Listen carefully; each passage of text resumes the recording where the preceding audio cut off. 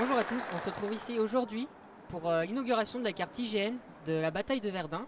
Plus d'informations avec Gilles Fumet, le président de l'association du développement du Festival international de géographie. Alors, on a choisi cette carte parce que c'est le centenaire, hein. Il y a 100 ans que des gens de Saint-Dié sont partis à Verdun et ont été piégés dans ces tranchées. Voilà, vivant là plusieurs mois, voire plusieurs années, en se demandant à quoi rimait cette guerre qui n'avançait pas, hein. Donc il y avait à la fois ce thème de la guerre, la géographie, ça sert à quoi? Ben, ça sert à ça, mais aussi ce temps qui s'arrête, hein, et qui fait que à un certain moment, eh bien, on a le sentiment que, comme les réfugiés à Calais, par exemple, que le monde s'est arrêté, la vie s'est arrêtée. Et ce qui est intéressant sur cette carte qu'on a voulu mettre ici, c'est de montrer à la fois ces tranchées, hein, et quasiment 100 ans plus tard, à 25 km, la ligne TGV.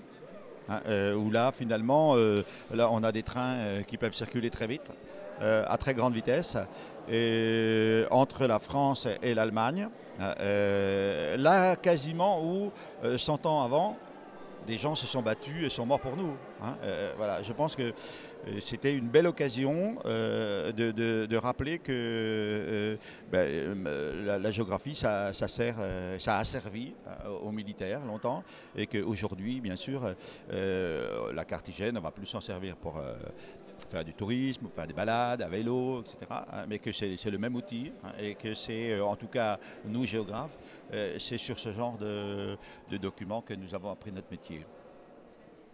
Donc du coup, vous parlez du temps qui s'arrête sur cette carte par rapport à la bataille de Verdun. Donc c'est très contradictoire avec le thème de cette année, un monde qui va plus vite, point d'interrogation. C'est voulu ou c'est un devoir de mémoire par rapport au centenaire?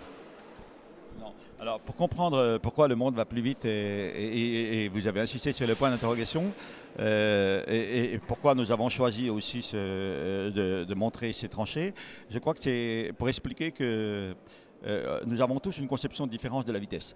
Je ne sais pas comment vous avez, vous, interprété ce thème du festival, mais je l'ai exposé à mes étudiants à Paris il y a quelques jours.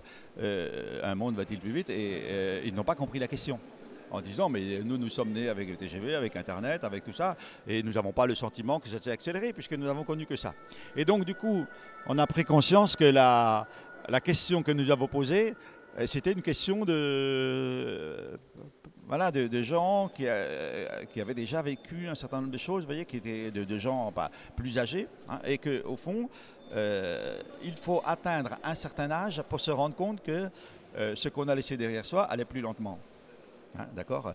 Et en ce sens, peut-être que pour nous, c'est quand même l'occasion de réfléchir aujourd'hui qu'il y a, par exemple, des réfugiés à Calais, hein, qui sont devant un terminal de TGV à attendre la possibilité de passer une frontière, de réfléchir à cette différenciation entre des gens au nord qui peuvent circuler librement et rapidement, hein, et puis des gens au sud qui sont confinés dans leur monde, hein. Et je pense qu'à cette échelle mondiale, c'était quand même une question qui méritait d'être posée. Merci beaucoup.